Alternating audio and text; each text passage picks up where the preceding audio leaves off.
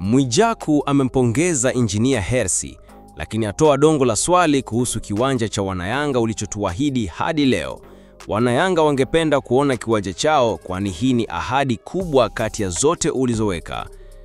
Katika kile kinachoonekana kama mchanganyiko wa pongezi na changamoto, Mwijaku, ambaye amejipatia umaarufu kama mfuatiliaji na mchambuzi wa mambo ya kijamii na burudani, ameamua kuipongeza Young Africans na rais wao Injinia Hersi Said kwa mafanikio makubwa ya kuchukua ubingwa kwa misimu mfululizo.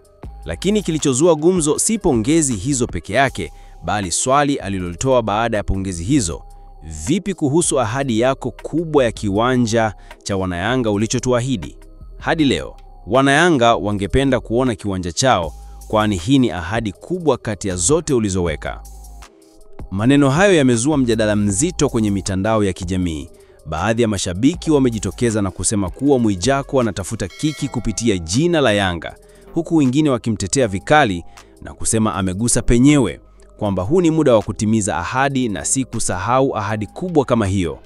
Mmoja wa wadau wa soka aliandika, Mwijaku anaongea kama mzalendo wa mpira, si kama mshabiki wa Simba. Soka la Tanzania linahitaji watu wa kusema ukweli bila oga.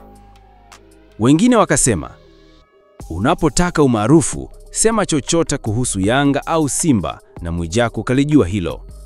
Je, wewe kama shabiki na mdau wa michezo, unasemaje juu ya kauli hii kutoka kwa Mwijaku? Je, ni kiki au ni uzalendo wa kweli kwa maslahi ya soka la Tanzania?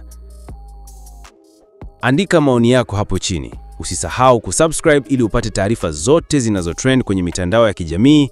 Momed TV, tunakuletea habari moto moto.